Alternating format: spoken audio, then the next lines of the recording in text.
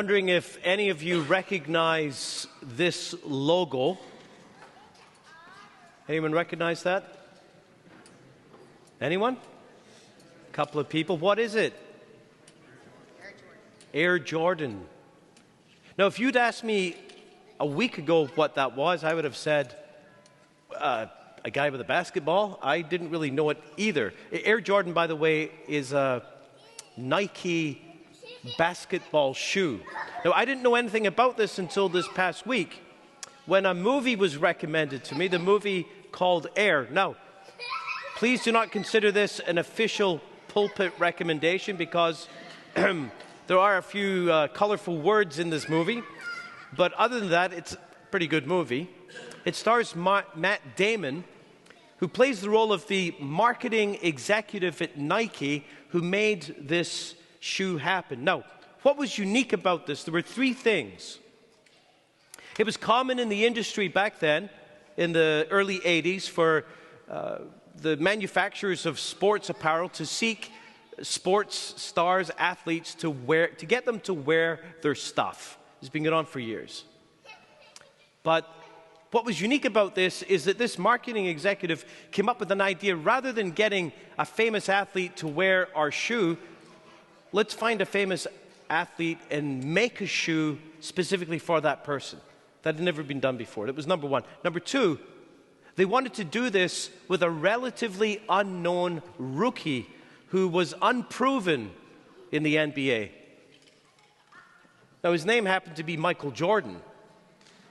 And we've all heard of Michael Jordan now, but back then, he wasn't famous. So it was very risky. And the third thing this guy did is he proposed to his department that the entire marketing budget, rather than being scattered, rather than making a balanced bet, that the entire budget be put into this one person. Well, his colleagues thought he was crazy. They laughed at him. They told him not to do it. They said he would risk his career if he pursued this idea. But what at first seemed outrageous, irresponsible, and even reckless eventually turned into the most famous pair of shoes in human history. Now, Nike expected to sell 100,000 pairs in the first year. They sold 450,000 pairs in the first month. They had expected to make $3 million in sales for this project. They made $126 million in the first year alone. And in 2022, the Jordan brand passed $5.1 billion in revenue. Isn't that incredible? All because one person was willing to take a risk. We heard this morning the parable of the talents.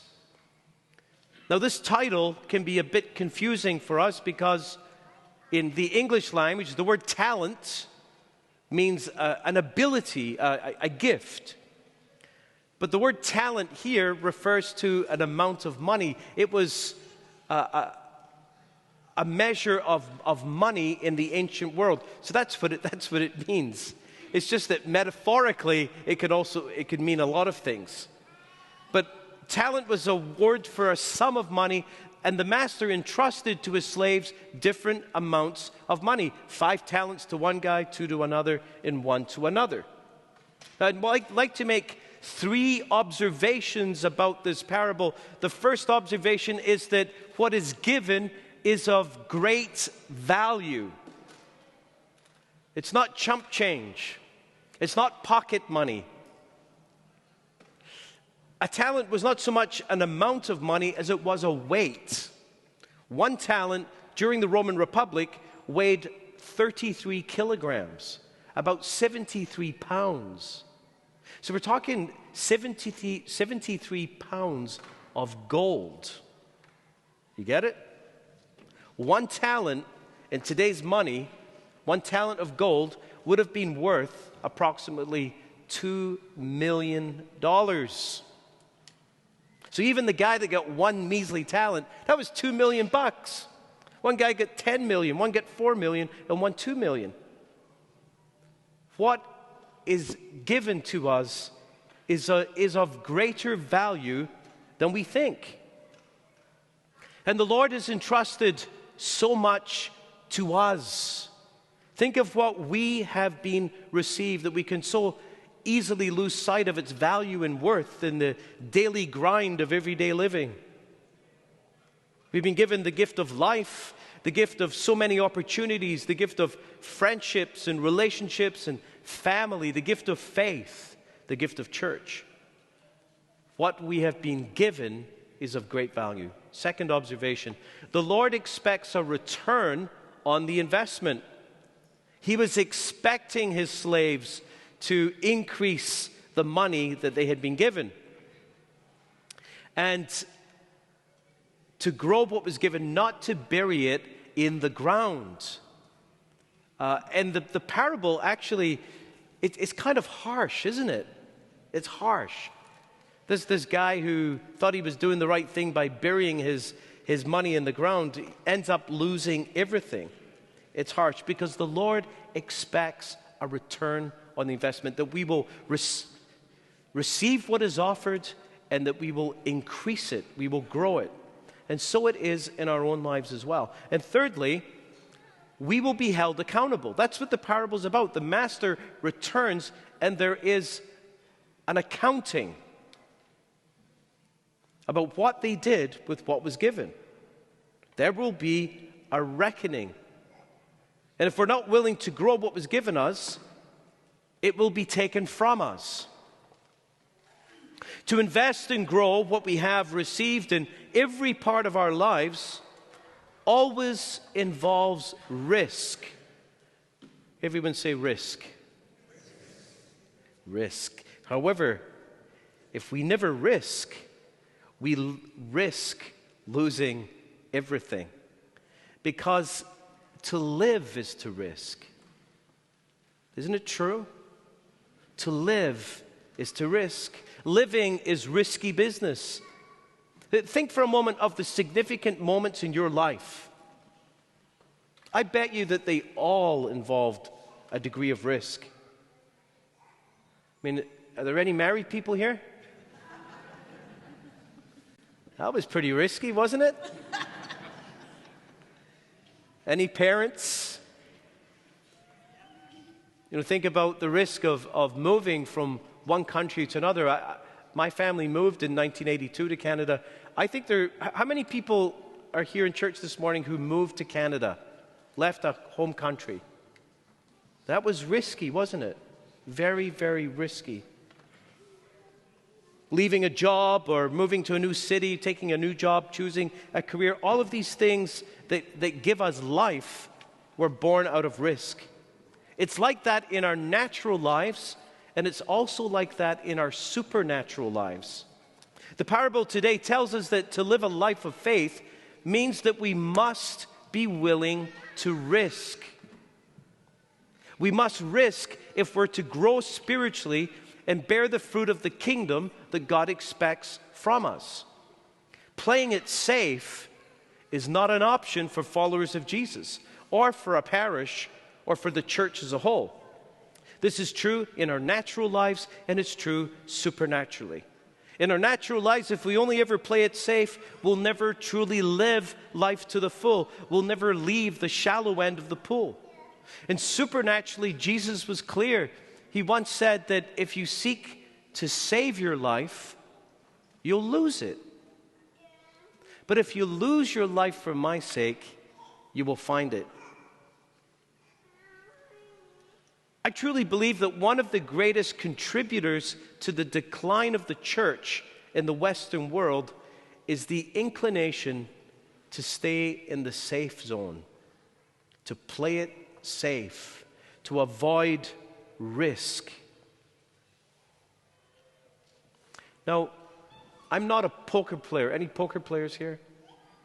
You probably won't want to admit it, but I don't know. I don't quite understand poker, but we've all seen the movies where someone's playing a poker game, right? And there comes a moment in the drama of the game where the main character says something. What is it the main character says? All in, that's right. Now, I don't quite understand what all in means because it's always this dramatic push of like chips and stuff into the center of the table. But it certainly means that they're all in. It certainly means that they're willing to risk something. It's risky. They're all in. They're not hedging their bets.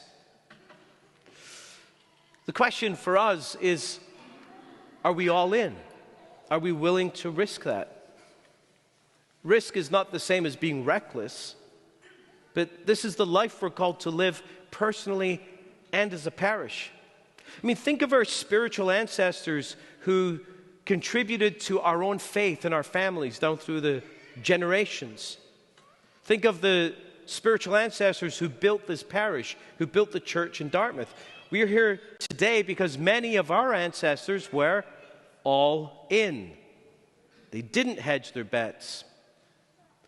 So, what about us? Think of how much God has given each of us. How many talents have we received? And the question is, are we playing it safe?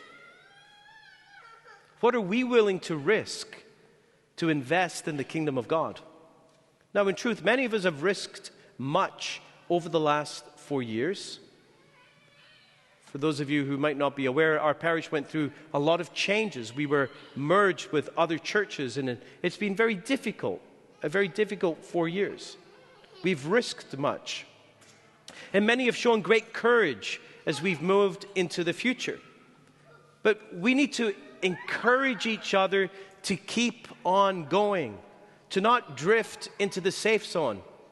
I need to encourage you to keep on going, to keep risking, and I need you to encourage me to not play it safe.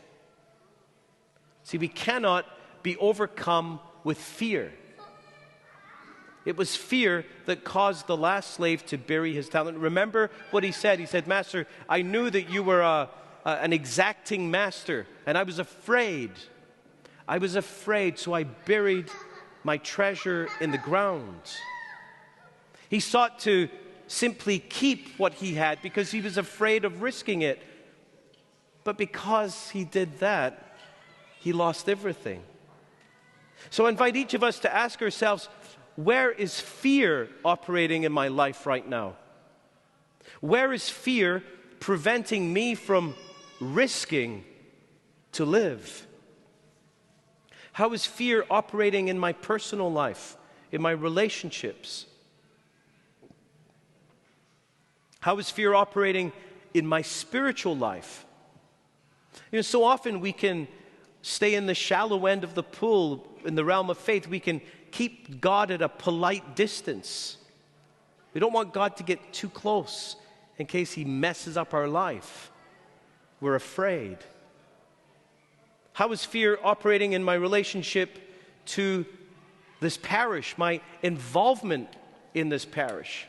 Brothers and sisters, if we're going to move into the future and be the church God is calling us to, we're going to need to be doing risky business. We're going to need everyone to risk getting involved and contributing their talents, not leaving them buried in the ground. Our fear may be fear of failure, fear of loss, fear of the unknown. Whatever it is, today let's ask the Lord to help us identify that fear, to name that fear, and to entrust that fear to him so that he may set us free so that we can make the greatest investment of our lives, not in a basketball shoe, not in Air Jordan, but there's an even better investment. And before I tell you what it is, I just want to admit that this is probably the cheesiest ending of a homily I've had in many years. Instead of Air Jordan, I invite you to invest in Air Jesus.